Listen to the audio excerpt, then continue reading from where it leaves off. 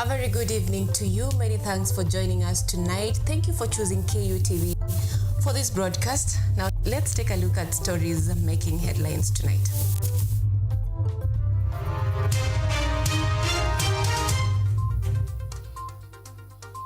Rangwe Member of Parliament Anyango slams Deputy President Rigathi Gachagua for allegedly bad-mouthing Raila Odinga in order to secure Mount Kenya support.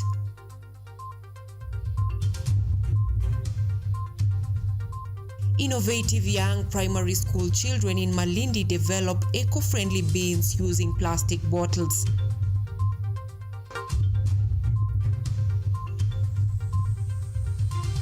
Coffee farmers are pleading with cooperative societies management not to deduct their debts but leave it for the government.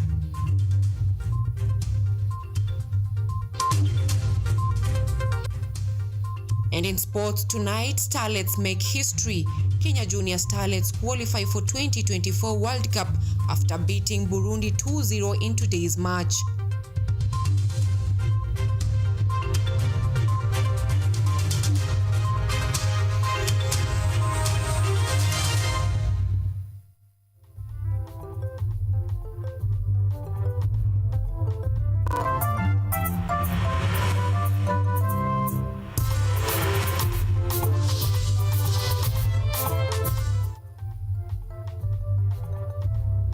This is Weekend Live with Anyango, Sylvia.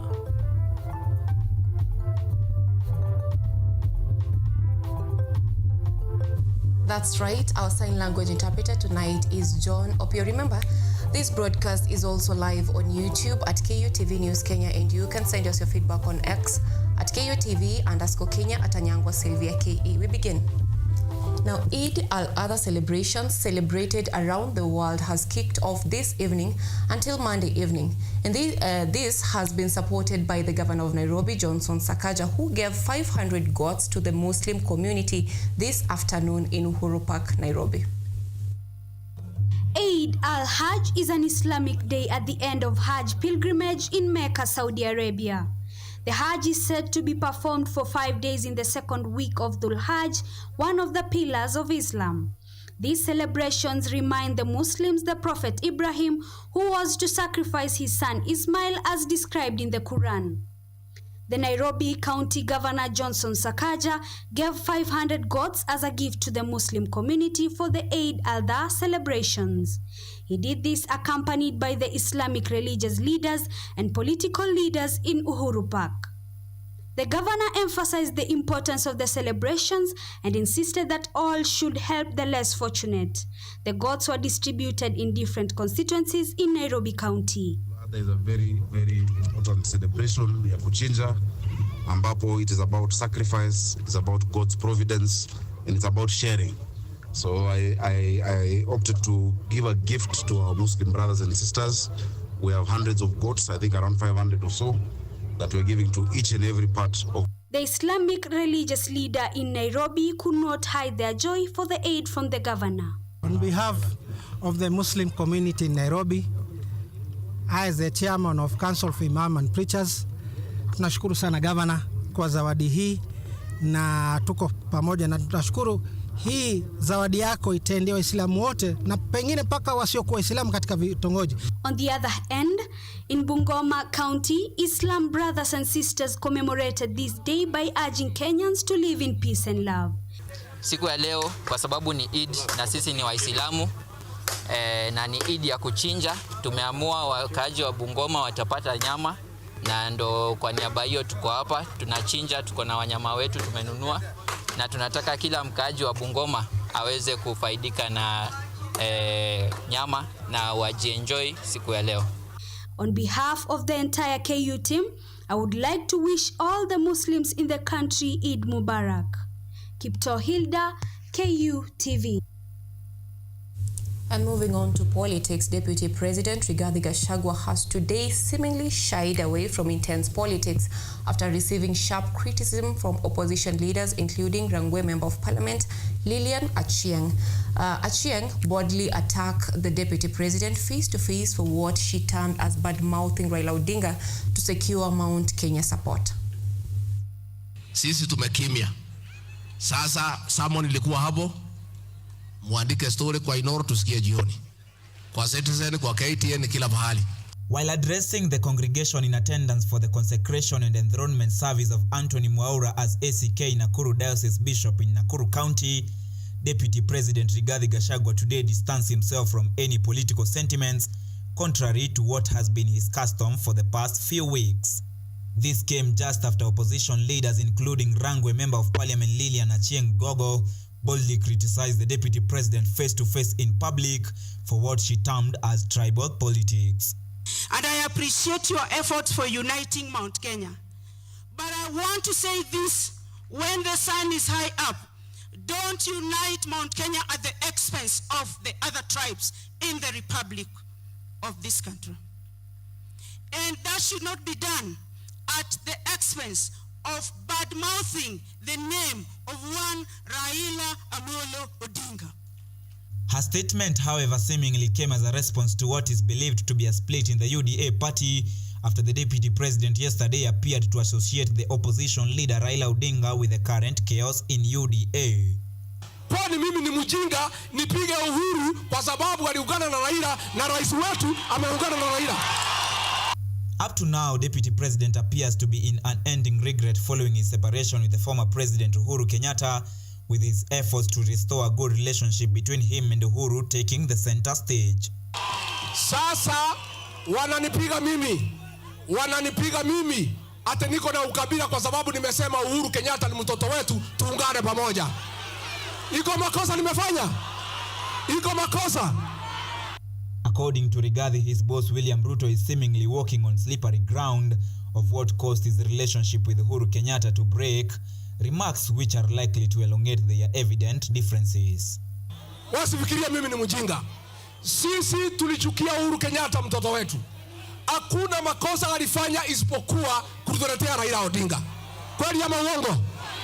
Tukampiga, tukamdharau, tukamfukuza, tukamwaibisha kwa sababu ya kutuletea Raila Odinga.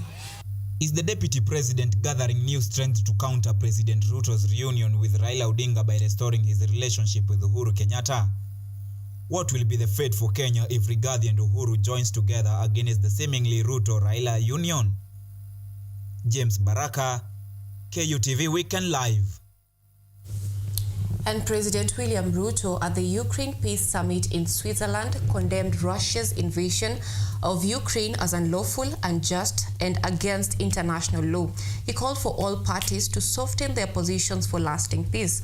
Ruto highlighted the global impact of the conflict, including increased fertilizer prices in Kenya. He also urged the globe to pay attention to Africa's conflicts, noting that nearly 16 wars are causing devastation, development and food insecurity. Ruto criticized the global peace architecture as dysfunctional, attributing it to a failure of leadership, and stressed the need for collective effort to resolve conflicts.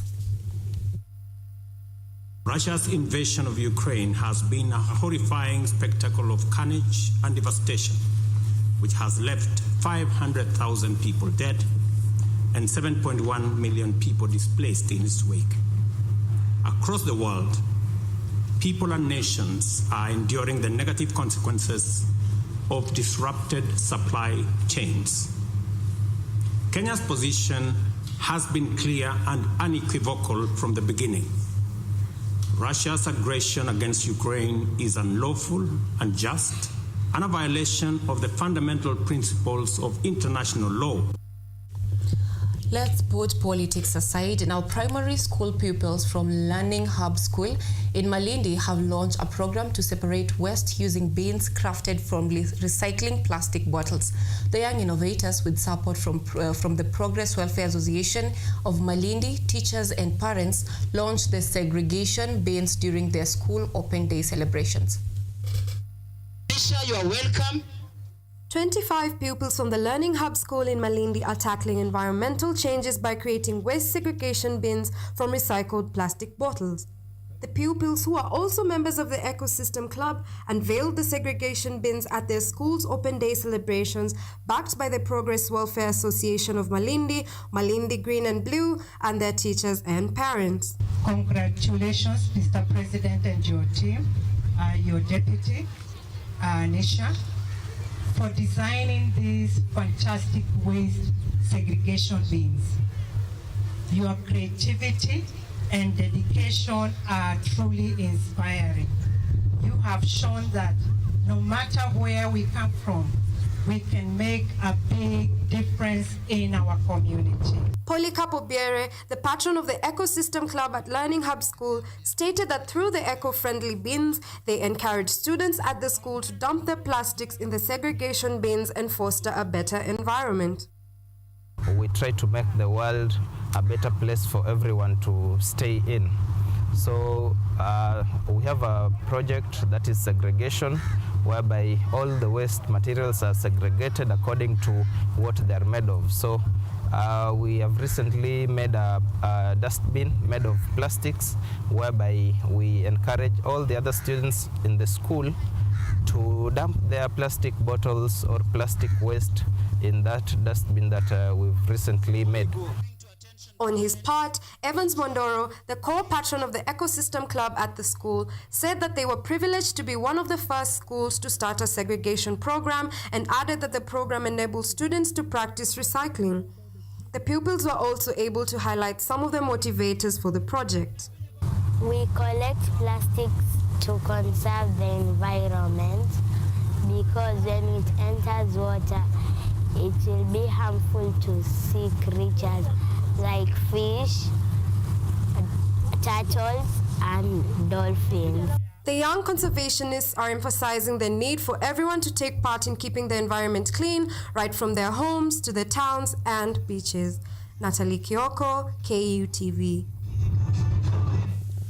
And as the world celebrated Africa's Child Day, Kenya's First Lady, Rachel Ruto, led the country in commemorating this important date, which coincided with Father's Day.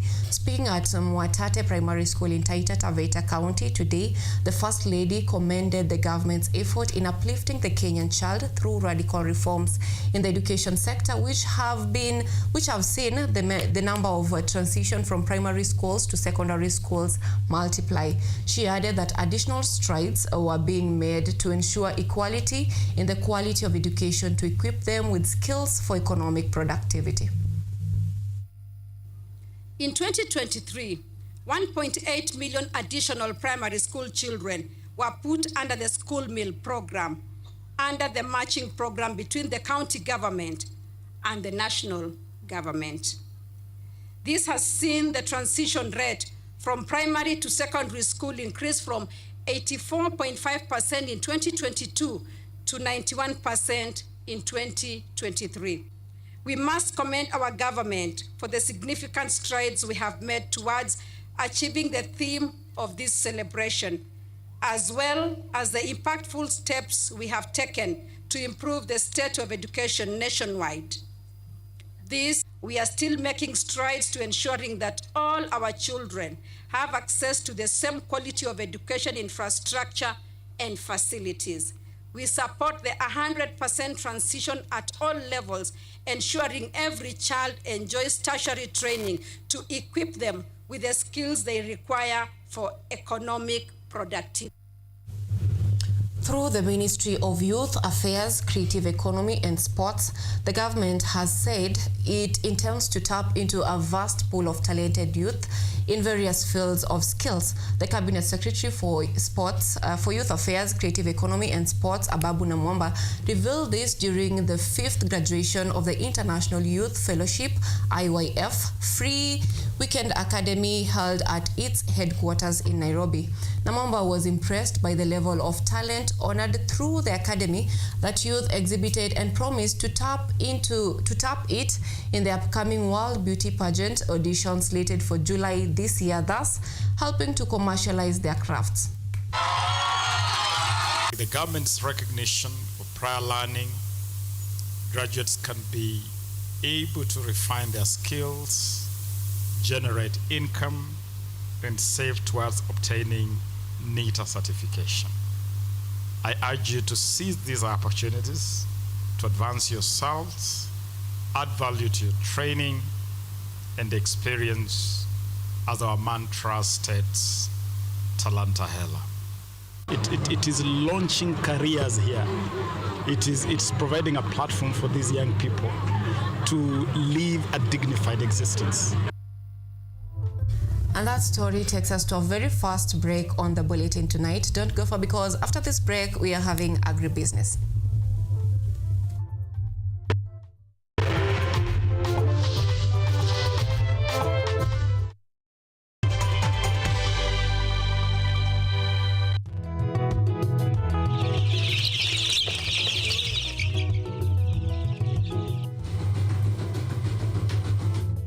Ni kaunti maarufu kwa kuzalisha maziwa na ukuzaji wa majani chai.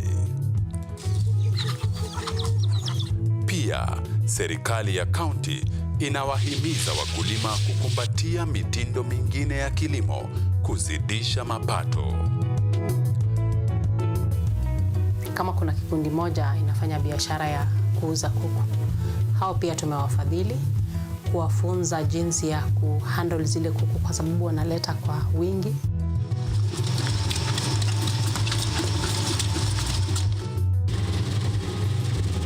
Haya yote tunakuletea katika Boresha Kilimo, toleo la kaunti ya Bomet. Kilimo ni nguzo kubwa kwa ujenzi wa taifa.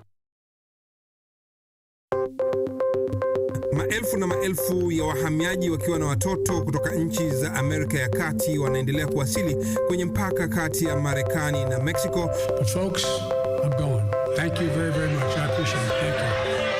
Ni habari kutoka pembe zote duniani. Pepo pa si vuguvugu. Pepo pa ni idea. Tazidi ananyonya, hanyonyi vizuri, anakuwa hayuko comfortable. Jeshi la Jamhuri ya Kidemokrasia ya Kongo linapambana na waasi wa ADF. Kwa sasa wanatoa wito kwa mashirika, makampuni na vile vituo vya uchukuzi. Mambo mengi yatakwenda kama yalivyopangwa. Hapa ni kuna mmoja wa viongozi wa chama cha wavuvi katika eneo hili. Zaidi tunajaribu kuwapa chanjo ili ina boost ama inanyanyua kinga ya mwili, ndio inaenda kupelekea kupambana na virusi. Ni duniani leo, Jumatatu mpaka Ijumaa, moja kwa moja kutoka VOA Swahili, Washington DC.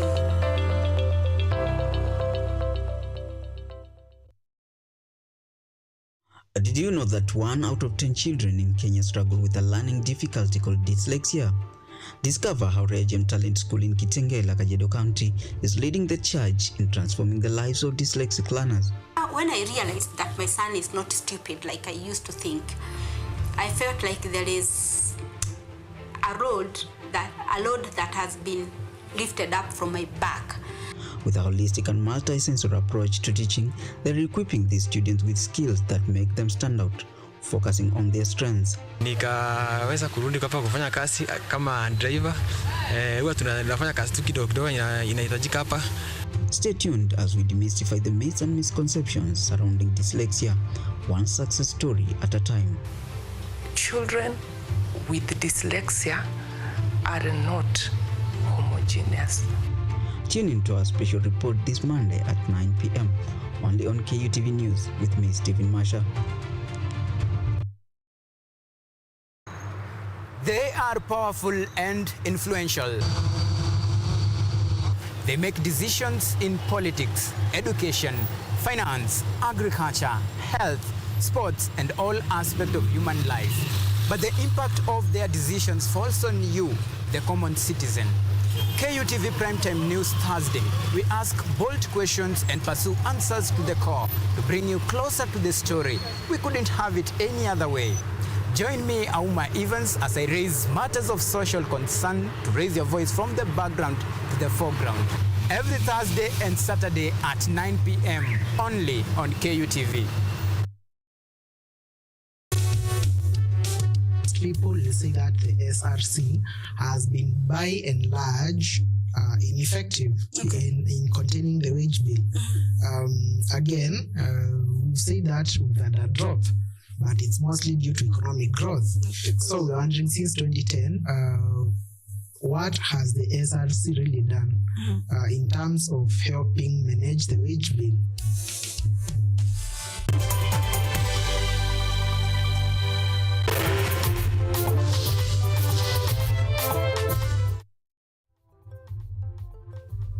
You are watching Weekend Live with Anyango Sylvia.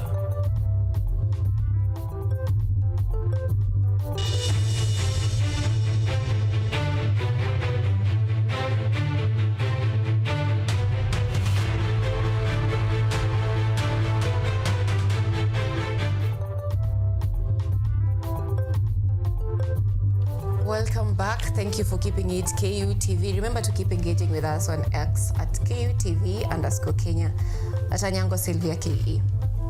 Now, Meru University of Science and Technology is enhancing the value of Miraa and Muguka by improving their market presentation to boost local and international commercialization.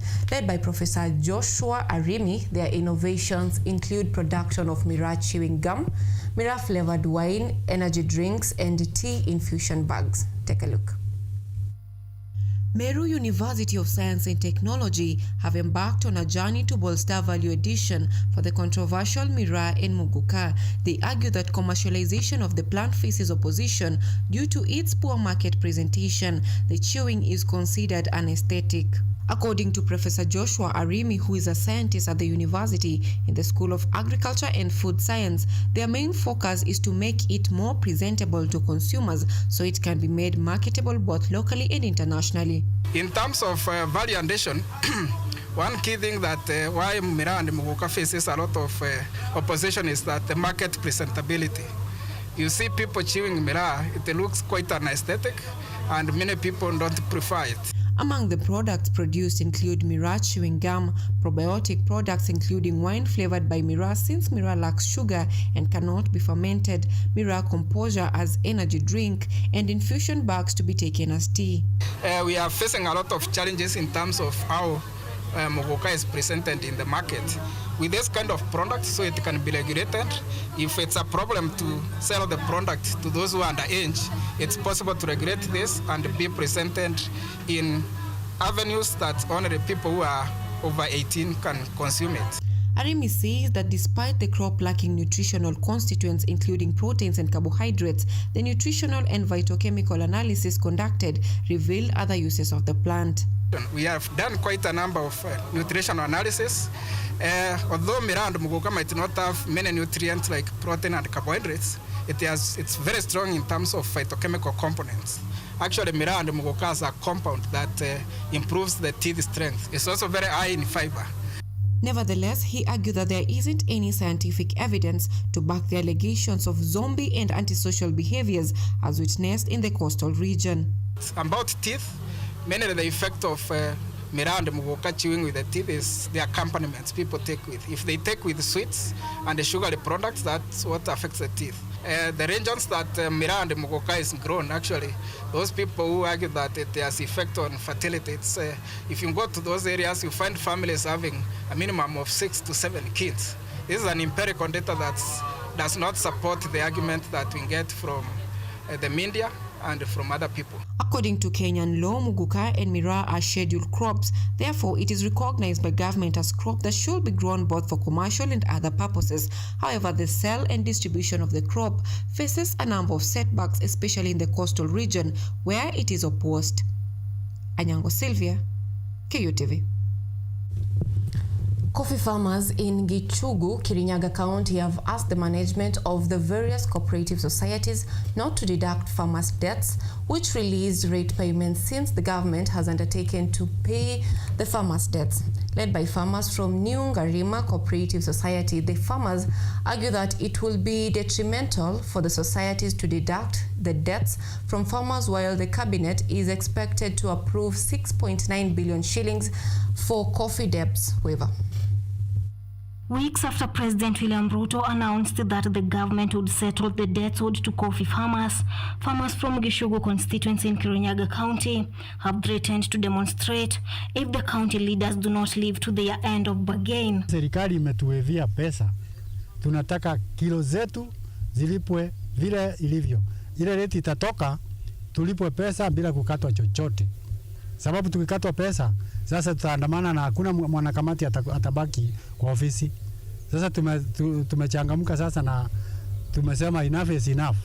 Nataka kuambia viongozi wetu, hii rate ya kahawa ikitoka na wakate pesa yetu, tuko tayari kuandamana mpaka haki yetu isikike. The farmers also lamented over delayed payment of coffee rates, a situation they say has affected their operations and hindered their ability to fulfill family responsibilities. Tunasindwa iko nini?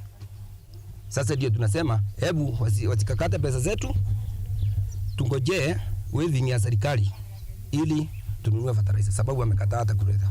Additionally, the farmers echoed the ongoing reforms in the coffee and tea sectors being implemented by the government as part of the strategies to enhance the sectors, which contribute significantly to the nation's economic growth. Tunaunga reforms za serikali mikono na tunasema serikali yetu ikanyangie hapo hapo na ituletee reforms, na tunaona kama reforms zinafanya kazi, manake deni yetu imeanza kulipwa.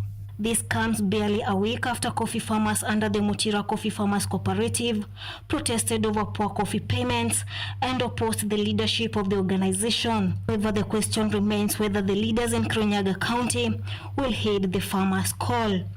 Dorothy Musyoka, KUTV.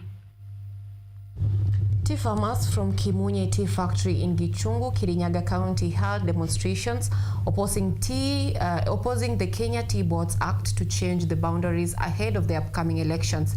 They argued that these changes approved in their recent AGM were intended to ensure equal representation, correcting previous bias favoring certain directors with fewer buying centers. Scheduled for June 28 this year, the farmers demand the elections be conducted by the Independent Electoral and Boundaries Commission, IEBC, safeguarding their democratic rights from any potential disruption. Tulipitisha kwa AGM, ate mtu mwingine akunja ameharibu. Tunasema tunataka mipaka ile tulipitisha kwa AGM, ile mipaka mpya.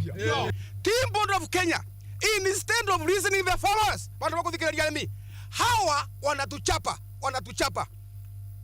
How come an elected director comes in Kimunye Tea Factory yesterday and sharing a meeting with an elected director? Hii maneno ya mipaka ndio inaleta shida. Embu hao walipitisha hiyo shida ifanye kazi. Tulikuwa AGM na ikapitishwa mipaka iende namna hiyo. And milk production is expected to increase in Kisii County after the Kisii Veterinary Center developed Banjong grass by crossbreeding sorghum and banana napier, achieving 18% protein content compared to 8% in ordinary varieties. The development of this crop aims to address the challenges facing the dairy sector in the area. Veterinary Surgeon Dr. Onchiri Ratemo, speaking at St. Angela Melise Gonga Comprehensive School, explained that this new type of feed, known by its name as Banjong, aims to transform the dairy farming sector and demonstrate that agriculture is a catalyst for equality in the community. We have crossed sorghum and the Pana breed of Napier to produce this breed of Napier called Super Napier. Another name is called Banjong. This breed has a crude protein of 18, unlike the Pana breed which has around 8. Which means that the protein that we are looking for in dairy mills or whatever places is counteracted here. So it means it has more milk than the ordinary Pana breed of Napier. However, Dr. Onchiri noted that despite producing several tons of milk annually, only a small percentage is used for value addition. So as we speak, Kisii County, we have around 200,000 cows, of which they produce 220 metric tons, 220,000 metric tons of milk per year. 90% of this milk is consumed locally, because as we speak, very few mini factories are working to make yogurt, very few. On the other hand, Principal Daniel Mboro of St. Angela School expressed his gratitude for this innovation and promised that his school would make efforts to develop the project. Sisi kama shule, we shall embrace this as the doctor promised. In a week or so, He'll come and bring this cutting so that we have enough sample for the same. The introduction of improved Bajong grass promises to increase milk production despite agricultural challenges in the area and promote agricultural development in the community. Doris Chalo, KUTV.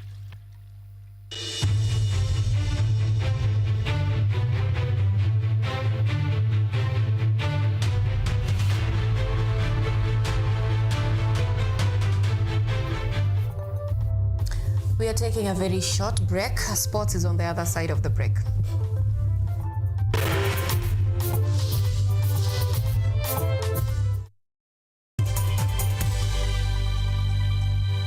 Lola is an app that gives you a chance to watch videos, listen to audios, and read articles wherever you are for free.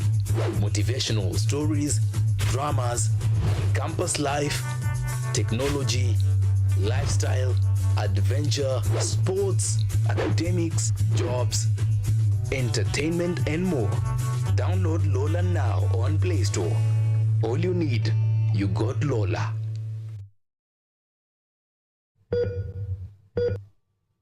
Are you healthy, or rather, do you maintain a healthy lifestyle? According to WHO, health is regarded as a state of complete physical, mental, and social well-being, and not merely the absence of disease. Welcome to Focus on Health, a show on all matters health, wellness, and lifestyle.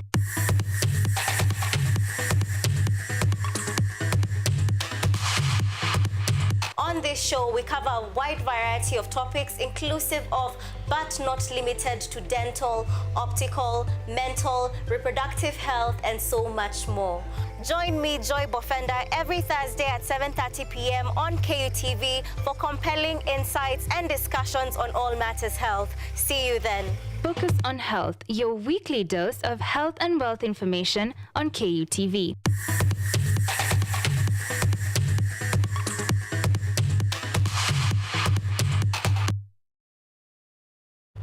From the hospital corridors, we bring you experts to discuss issues affecting your health, from diet to mental health. The familiar and the ignored are both put into perspective. We then dive into the environment and look at the effects of climate change and its solutions. Join me, Mutegi K. Martin, every Friday at 9 p.m. as we learn on how to better our health while taking care of our environment. Only on KUTV.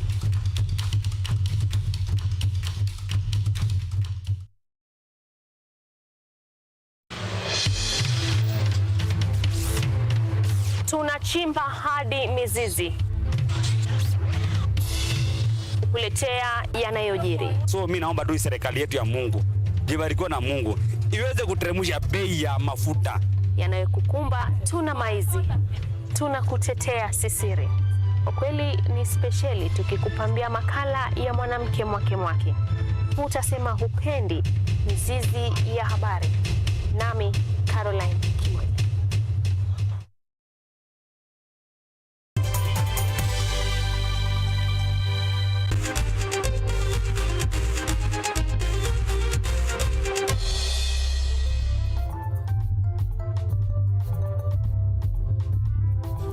Welcome back. Now in sports tonight, Kenya women's under-17 football team, Junior Starlets, have qualified for the Women's World Cup football tournament for the first time in history.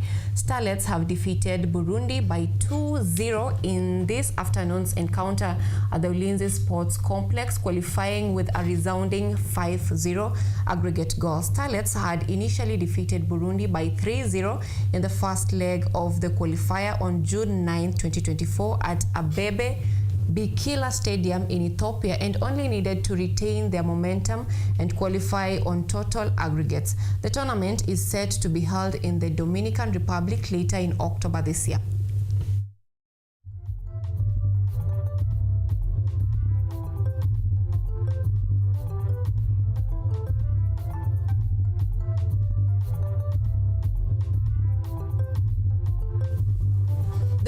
European Cup 2024 Championship has entered day 3 today. The tournament kicked off on Friday, the 14th of June, with the opening match seeing host Germany beating Scotland 5-1. On Saturday, Italy edged Albania 2-1 as Spain best passed Croatia with a 3-0 victory. The top 2 teams from each of the 6 groups will automatically qualify for the knockout stage, and on the just concluded match, Denmark and Slovenia secured a 1-1 draw, and England and Serbia expected to begin the match at 10 p.m.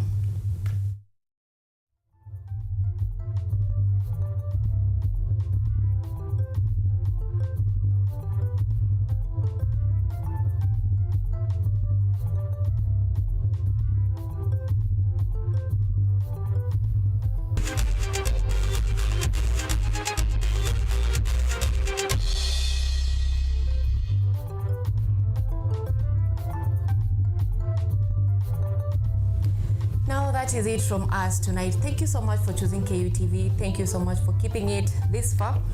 Our sign language interpreter tonight has been John Opio and Anyango Sylvia. Have a good night.